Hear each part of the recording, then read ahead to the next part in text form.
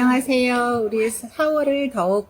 푸르게 할 봄비가 내리고 있어요. 진짜 비가 이렇게 사랑스러운지는 정말 몇 개월 만에 처음인 것 같아요. 그 전까지의 비는 다 겨울비였는데 이제 오늘은 정말 봄비인 것 같습니다. 오늘 저희가 하려고 하는 책은 우리는 미국을 모른다입니다. 그래서 이 펜타곤 출입 기자를 오래 하신 분이 이제 미국의 어떤 간접 화법, 우리가 보통은 우리가 보통 그냥 인간관계에서도 막 직설적으로 말하는 걸 내가 솔직하다고 이렇게 말하기도 하는데, 사실은 그게 솔직할 때도 있지만 사실은 약간 미성숙할 때도 있어서 우리가 조금 더 이제 성숙하고 이제 이런 여러 가지 관계를 다각도로 생각한다면 사실 그렇게 이렇게 단어 그 자체로 받아들인다던가 아니면 그냥 이렇게 말을 이렇게 내뱉는다던가 하는 거는 이렇게 결코 좋은 결과를 낼 수가 없어서 우리가 좀 더 이제 간접 화법에도 익숙해지고 또 그리고 저 사람이 저 상대가 우리에게 하려고 하는 진짜 말이 무언가를 알아가는 그런 계기가 된다고 생각하면 좋습니다. 우리가 이 책은 이제 펜타곤 기자를 오랫동안 하신 이제 분의 아주 특별한 그 어떤 경험과 지식을 담아서 이렇게 쓰여진 책이신데요. 우리가 보통 저도 이렇게 잘 몰랐던 것 중에 하나는 우리가 보통 이제 그냥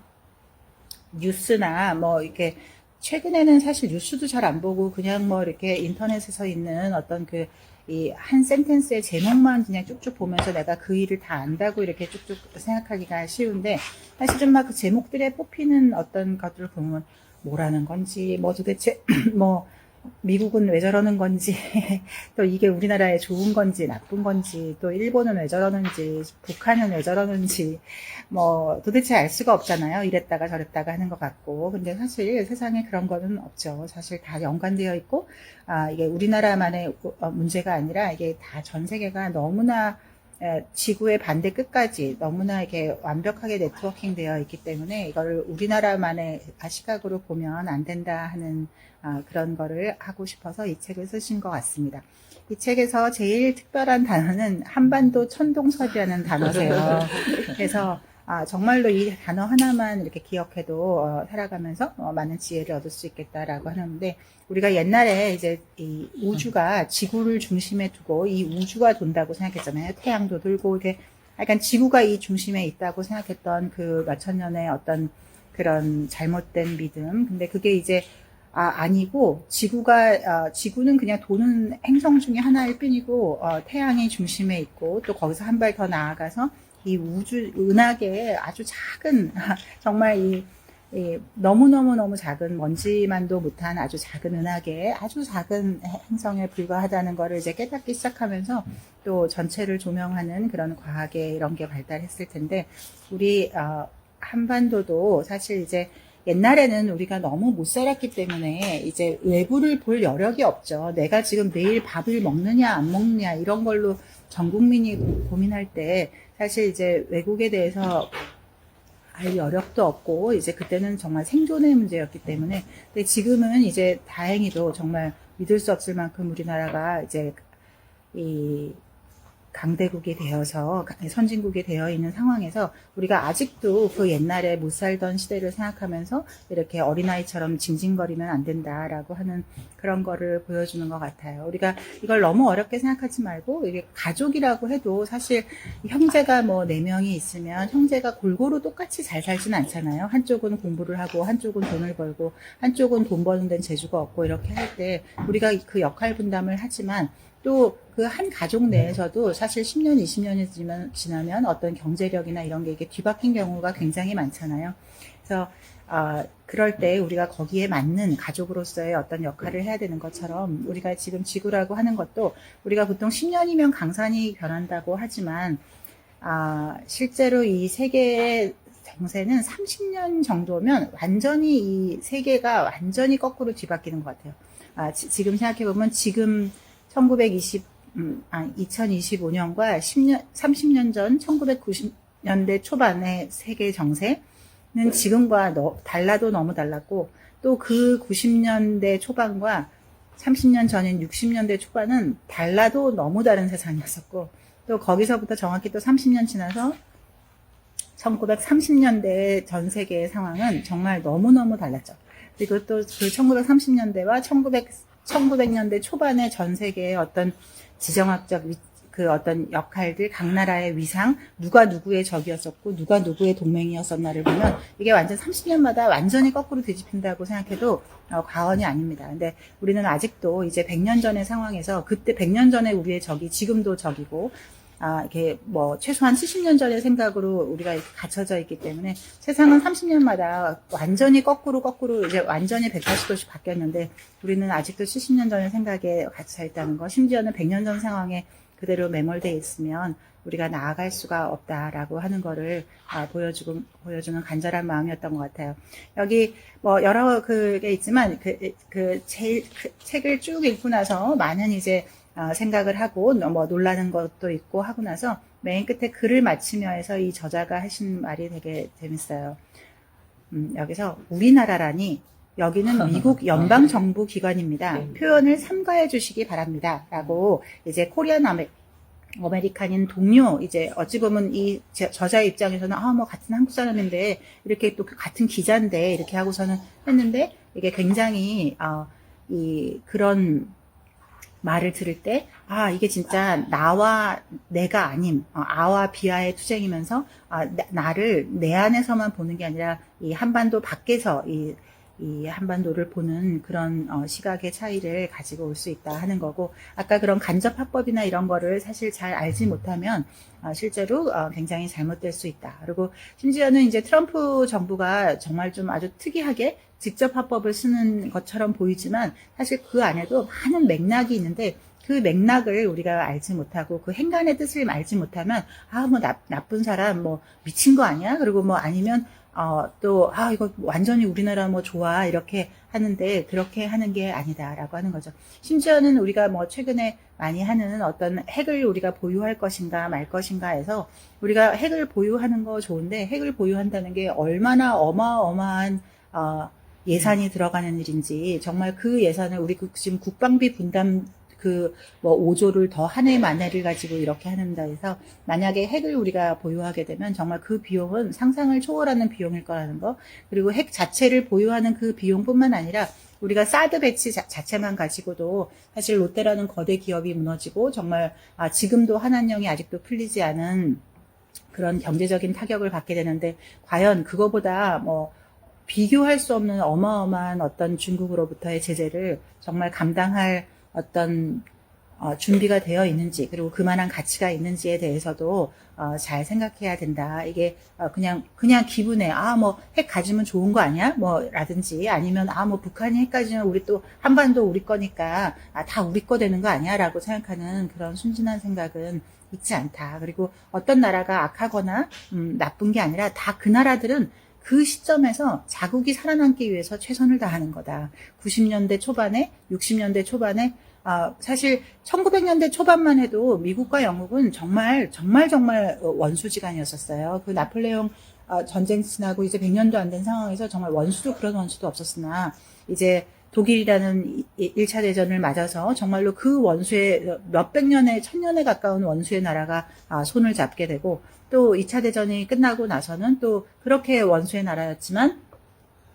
독일이 살기 위해서, 프랑스가 살아남기 위해서 또 서로가 손을 잡고, 이런 것들이 그리고 뭐 미국은 영국의 식민지였고 독립전쟁까지 치러서 했지만 지금의 전 세계에서 가장 믿고 의지하는 나라가 영국과 미국이라는 거, 이런 것들이 사실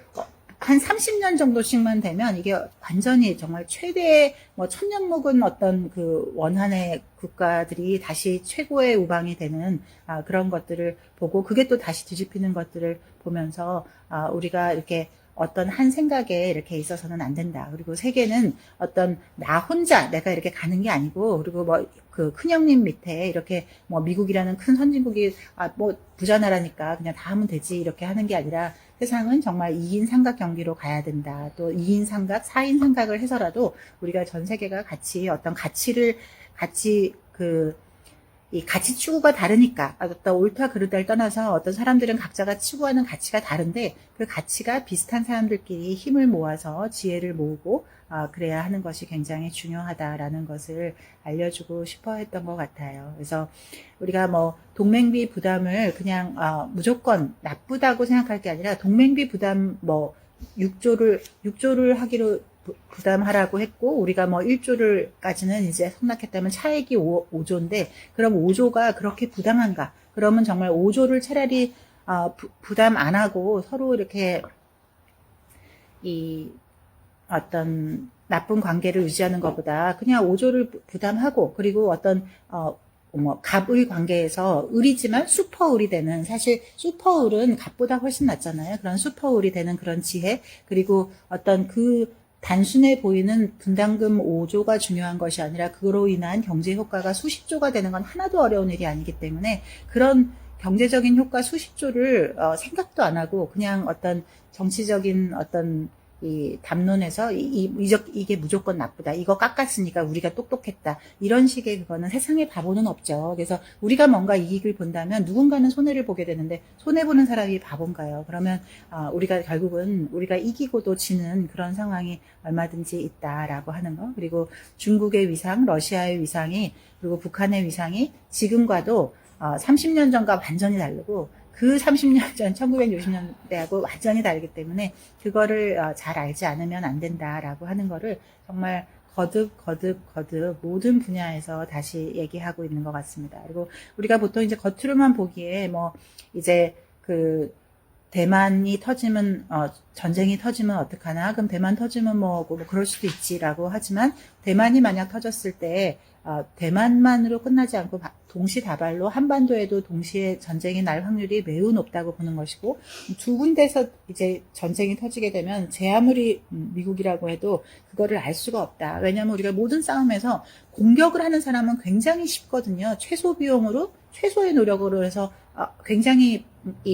예측 불가능하게 공격할 수 있지만 되는데, 수비를 하는 입장에서는 360도를 다 막아야 되기 때문에 굉장히 힘의 분산이 되고 돈이 많이 들고 굉장한 노력을 해야 되기 때문에, 이제 어찌 보면 공격형의 중국, 러시아, 북한의 어떤 그 가치와 방어형의 어떤 미국과 동맹들의 개념에서는 돈을 쓰는 그 차원이 틀리다. 그리고 미국도 옛날 같으면 우리가 큰형님인 척하고 어려워도 안 어려운 척하고, 우리가 가족 중에도 많이 보잖아요. 사실 큰형님네가 잘 살았는데 큰형님네가 못 살게 사업이 이렇게 다 업다운이 있으면 큰형님네가 옛날엔 정말 잘 살았지만 지금은 정말 어려운데, 옛날 그래도 체면이 있어서 또 동생들한테 어려운 얘기 하면 뭐하나 싶어서 어려운 얘기를 안 하고 있지만, 우리 큰형님이 정말 힘든 경우 많잖아요. 부모님도 옛날에 우리 자식들한테 좋은 것만 먹였던 우리 부모님이었지만 이제 부모님 사업이 떨어지고 또 늙으시고 이렇게 해서 부모님 사실은 지금 돈도 없고 힘도 없는데, 사실은 우리는 어렸을 때 생각만 두고 부모님한테 돈만 달라 그러면 뭐든지 되는 줄 알고 하지만, 사실은 현실은 그렇지 않고 부모님도 체면 때문에 말 못하고 그렇게 있었지만, 정말 어느 어떤 한계점을 넘어가면 우리 지금 이렇지 않다. 응? 나 부모로서 너네 돈 많지 않고, 나 큰형님으로서 지난 20년 동안 우리 집에 이렇게 기여했지만 난 이제 그런 상황이 아니야. 그러니까 너네가 각자 자력도생을 하든지 그렇게 하렴. 우리가 정말 가정집에서도 똑같이 그런 거를 볼 수가 있듯이, 이제는 모두가 이렇게 솔직해지고 그렇게 하지 않으면 되지 않는다. 그래서 겉으로 보기에 뭐 좋은 게 좋은 거고 또 뭐 허세 떨고 그런 게 통하는 그런 시대가 이미 모든 상황이 너무나 바뀌었다라고 하는 거를 알려주고 싶어 하는 것 같아요. 그래서 이거는 총 5장의 그걸로 되어 있고, 그래서 1장이 이제 미국의 잃어버린 20년과 신냉전. 그러니까 냉전은 이제 러시아와 소련과 미국이 한 거를 잘 알고 있지만, 여기서는 이제 신냉전이라고 해서 중국과 이제 제한 없는 전쟁 초안전에 대해서 설명해 주고 있으시고요. 그리고 2장에서는 동북아의 핵 2.5 시대라고 하는 게 있는데, 2.5 시대라고 하는 거는 소련이 1, 러시아가 1, 그리고 이제 중국이 1, 그리고 북한을 0.5라고 쳐서 이 핵이 2.5나 되는 상황에서 미국이 아무리 핵을 많이 가지고 있다고 해도 사실 세 나라가 동시에 이걸 하게 되면 미국이 그거를 감당할 수가 없다라고 하는 현실적인 정확한 분석이 있어야 한다라고 하는 거고, 그다음에 3장에서는 이제 어떤 지금 무기 체제나 이런 게 어떻게 바뀌고 있는지, 우리가 옛날에 뭐 2차 대전에 막 탱크 몰고 잠수함 몰고 그런 전쟁이 아니라는 거, 지금은 이제 어떤 우주전으로까지 펼쳐져서 우리의 상상을 초월하는 그런 군사 어떤 과학의 발전, 이런 것이고요. 여기서 제일 중요하게 하는 것이 이제 세계가 많이 바뀐 거는 이 발사의 왼편이라는 말이 있거든요. 그래서 발사의 왼편이 뭔가 이렇게 할 수 있는데, 이제는 옛날에는 뭐 어느 나라에서 핵탄두 이제 미사일이 발사되면 그 핵탄두 미사일을 맞춰서 이제 그거를 이제 예방할 수 있다라고 하는 거는 이제 이미 발사가 된 다음이잖아요. 근데 지금은 이제 그렇게 발사가 된 다음에 하는 건 소용없고, 발사의 왼편, 모든 궤적을 그리면 왼쪽에서 맨 처음 시작점이 있을 거잖아요. 그 시작점인 원점을 그 맨 처음 시작하는 곳을 이 파괴시키는 거. 그래서 발사의 왼쪽이라고 해서 발사의 왼편 이 작전을 얼마나 성공하느냐에 따라서 이제 세상은 결정된다라고 하는 거. 이제 이 책을 보면서 이게 아마 이 저자도 이렇게 하려고 하는 게, 우리가 지금 이렇게 아무렇지도 않게 뭐 누구 마음에 안 들어, 뭐 연예인 쟤는 왜 저래, 뭐 정치인은 또 왜 저러고, 뭐 미국은 미친 거 아니야, 뭐 이렇게 일본은 또 진짜 뭐 바보들이야, 뭐 이런 식으로 생각할 게 아니라, 지금 우리가 얼마나 첨예하고 굉장히 긴박한, 너무너무 매 순간이 긴박한 상황을 살고 있는데, 그냥 어떤 헤드라인들만 보고 이렇게 하면 안 된다라고 하는 거. 그리고 이제 여기서 제일 안타깝게 했던 거는, 이분이 이제 어떤 기자로서 이 기자라고 하는 것이 얼마나 중요한 그런 역할을 할 수가 있는 것인데, 그거를 그냥 이렇게 여기서는 권언유착이라고 하거든요. 그러니까 이 실제 상황을 쓰지를 않고 그냥 이 현장에 없는, 전 세계의 현장에 일본만 해도 우리와 기자단이나 외교단이 한 4배 이상이 된다. 예산도 4배 이상이 되고, 이 외교관의 숫자도 4배 이상이 되고, 수십 년간 외교를만 평생을 공부한 사람들이 있기 때문에,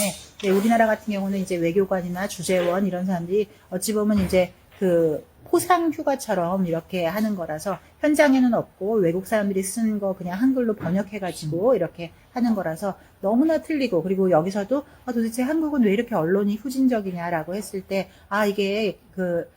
일선의 기자들도 우리가 그러고 싶은 게 아니라 서울에 있는 데스크가 바라는 거, 그냥 그 위시리스트를 이렇게 써줘야 되기 때문에 실제 상황과 이 한국에서 바라는 말을 써줘야 되는 거에서 그 갭이 굉장히 크다라고 하는 그런 안타까움을 이렇게 말하고 있습니다. 실제로 여기 맨 마지막에 사례로도 이제 하는 게, 그 유명한 그 소련의 이 소비에트의 가장 유명했던 이 스파이가 이 독일의 언론사의 기자를 이제 로 분해서 이제 일본에서 오랫동안 했던 스파이가 있는데, 결국 마지막에는 처형됐지만, 하지만 이 사람이 정말 얼마나 인류 역사의 천재적인 스파이였었는지 이런 걸 했었을 때, 이 사람이 했던 여러 많은 것들이지만 가장 결정적으로 했던 것이, 이제 이 일본이 진주만을 습격할 거라는 걸 정말 전 세계에서 유일하게 알아서 그거를 소련에 타진했거든요. 그렇기 때문에 소련도 사실 동부전선에도 일본 관동군을 막기 위해서 동부전선에도 군인이 있고, 서부전선 유런에서도 싸워했었는데, 확실하게 진주만을 폭격할 거라는 걸 알았기 때문에 동부전선에 있었던 모든 소련군을 싹 다 빼서 독일과 이제 그 전면전을 치르면서 독일을 이길 수 있었던 결정적인 걸 했었었고, 그렇게 했기 때문에 사실 이 사람은 정말 이 세계사를 바꾼 거죠. 그 스파이였던 그 기자 한 명의 힘으로. 그 사람이 기자가 아니었다면 절대로 그런 스파이를 할 수가 없었다라고 하는 그런 거를 보면서, 우리가 뭐 옳고 그름을 떠나서 각 나라의 그 자국의 그 이익을 위해서, 자국의 생존을 위해서 각자의 그런 어떤 공부하는 어떤 사람들, 어떤 기자만 공부해야 되는 게 아니라 이 국민의 어떤 수준이나 그런 것들이 높아져야 한다. 그리고 이제 전쟁은 어떤 막 그런 총칼로 되는 게 아니라 정말로 이런 정보전으로 해서 된다는 거에 대해서 얘기하고 있습니다. 그리고 제 1장에서 정말 중요하게 하는 거는, 우리가 보통 이제 중국의 초한전이라고 해서 이미 지금부터 25년도 더 전에 이제 그 중국의 그 2명의 장교가 쓴 책인데요. 이제 중국은 사실 2500년 전에 손자병법을 쓴 나라입니다. 그렇기 때문에 어떤 전쟁에 대해서는 정말 그 깊이가 틀리죠. 근데 그런 나라가 이제 25년 더 전에 이제 콕 집어서 중국이 미국을 이기는 방법에 대해서 제안을 했는데, 거기서 이제 초한전이라고 이름을 붙였는데, 초한전 그러면 옛날에 초나라와 한나라가 싸우는 그 싸움이 아니고요. 정말 경계가 없는, 모든 영역에서의 그 싸움을 한다는 그런 뜻입니다. 그래서 가장 크게는 이제 3전이라고 해서 심리전, 여론전, 법률전 이런 것들이 있지만 단순히 그 정도가 아니라 정말로 24가지의 전법을 이제 손자병법이 13가지의 그 상황을 말해주고 있다면 이 소환전은 24가지의 전법을 말하고 있는데 실제로 이제 종래의 군사전법을 가장 하급한 것으로 칩니다. 하지만 그 하급한 종래의 전법이 뭐냐? 그게 핵전쟁을 포함한 원자전, 그리고 재래전, 그리고 생화학전, 우주전, 전자전, 유격전, 테러전, 생태전 그런 생화학전 자체를 이제 종래의 군사전법으로 보고 이걸 심지어 제일 하급으로 봅니다. 그리고 그보다 더 중요한 것을 비군사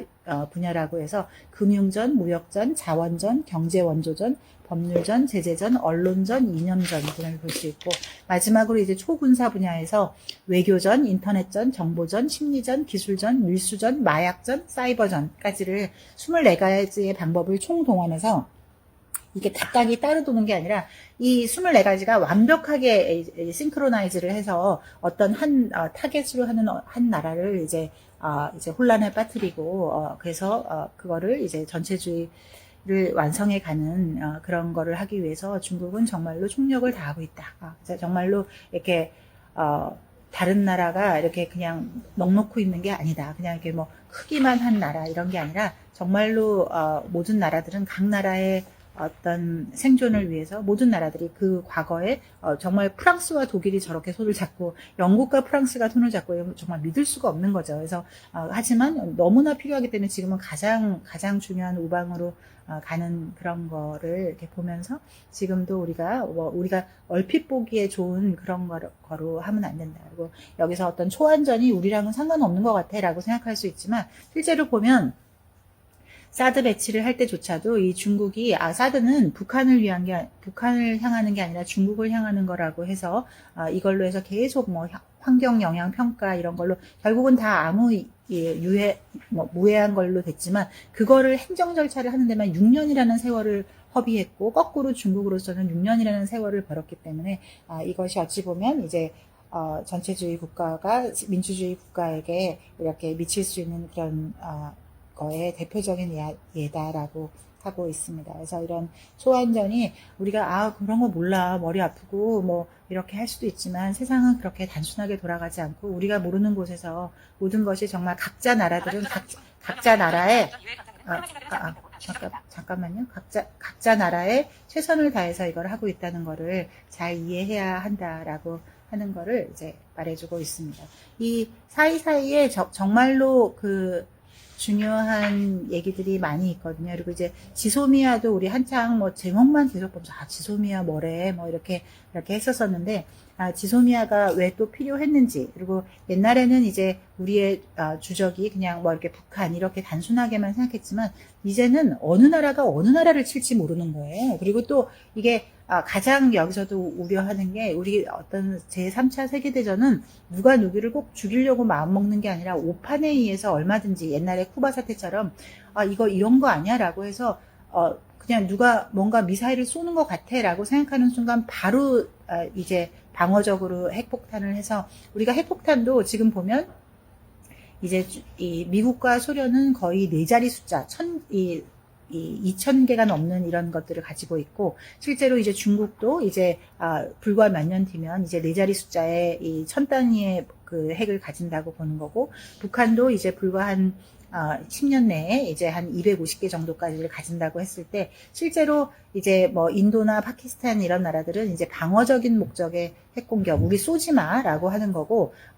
너네가 우리를 쏘면 우리도 쏠 거야 라고 하는 그런 방어적인 목적이라면 사실 이제 1000자리대를 가지고 있는 이 핵탄두를 가지고 있는 나라에서는 그냥 마지막까지 싸우는 거죠. 그래서 여기서 이제 킬힐이나 킬체인이나 킬웹처럼 이제 정말 어떤 나라에서 한 핵을 쏘면 정말 마지막까지 쏘는 거예요. 그 4천 몇백 개를 그냥 핵폭탄을 다 터뜨리는 거냐. 한두 개 투하하는 게 아니고 마지막까지 그래서 정말 자멸로 가는 것이 이제 거의 자동 프로그램으로 되게 되는 것이 뭐 영화에서도 닥터 스트레인지나 이런 데서 나오는 것도 이렇게 그냥 나오는 게 아니다. 이렇게 하는 것을 보여주면서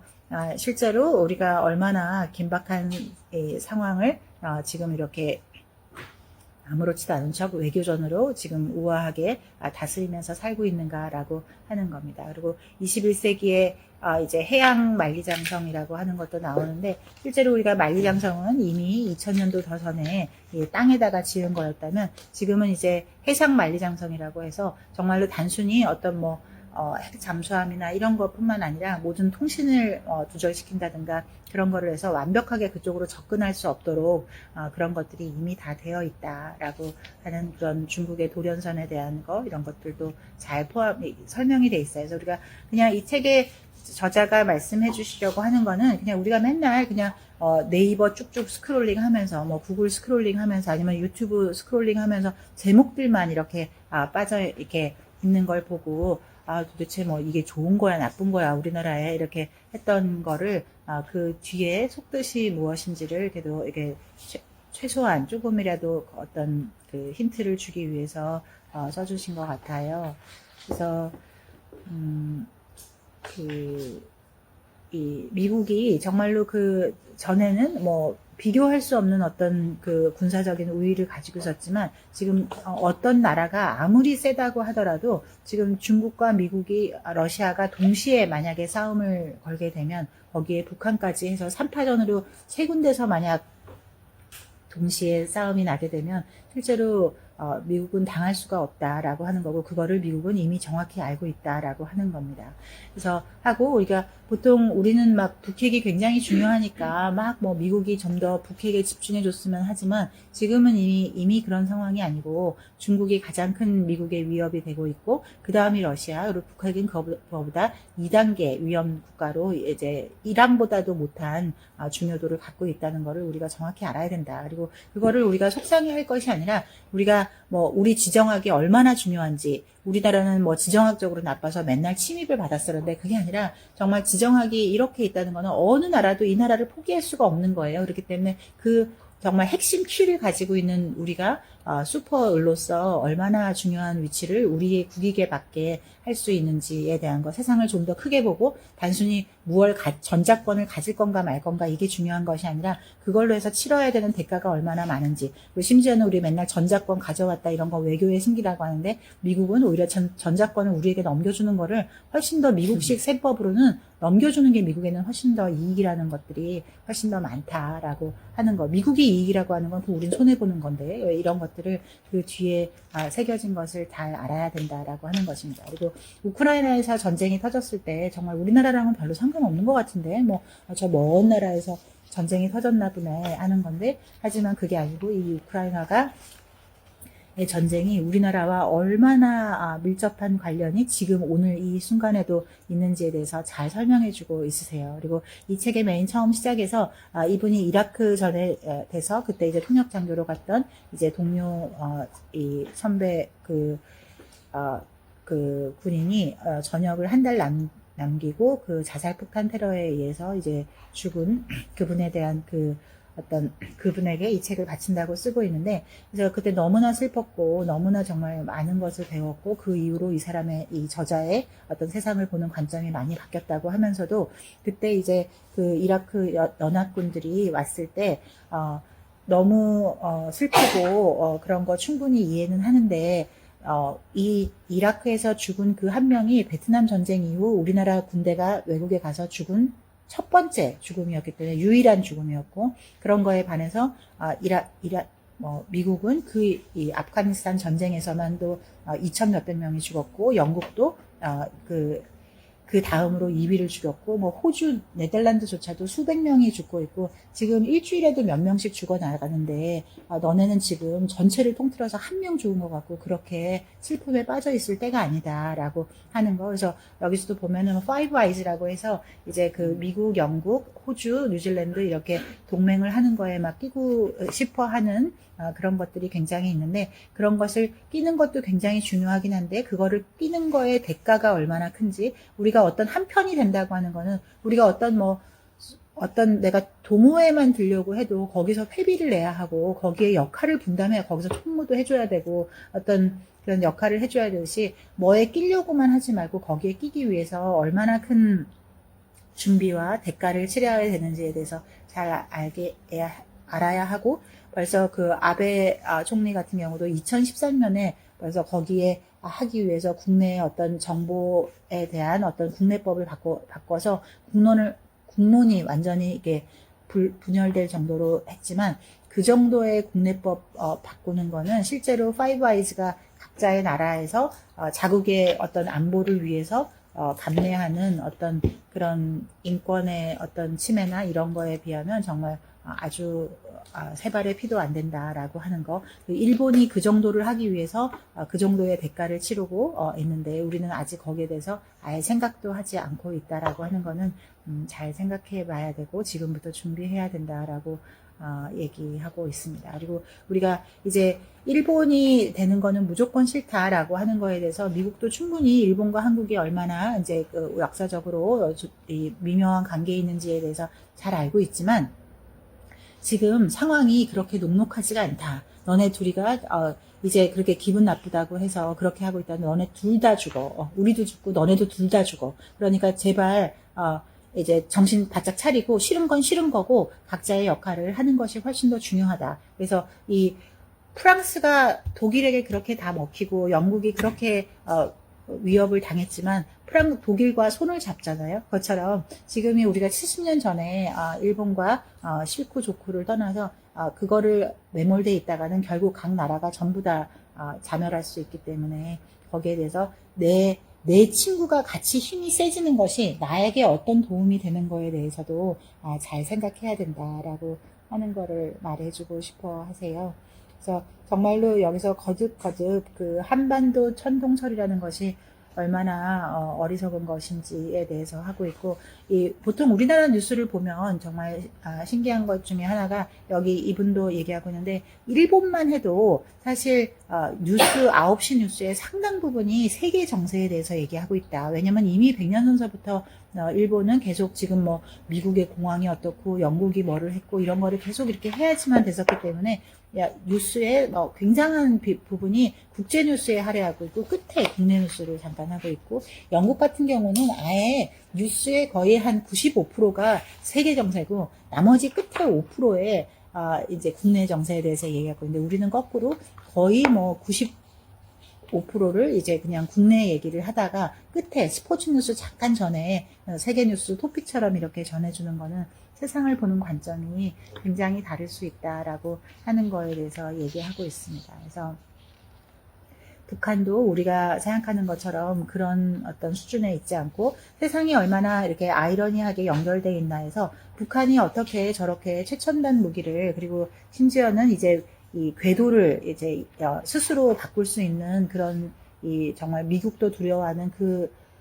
무기를 어떻게 한 번에 실패도 없이 바로 저렇게 할 수 있었나 해서 많은 군사 전문가들은 저거는 불가능하다. 모든 이 무기들은 반드시 시행 사고를 거쳐서 재수정하면서 이제 성공하는 건데 저렇게 단 한 번에 바로 성공할 수 있었던 거는 이제 어떤 외부의 도움이 있었다. 그랬을 때 이제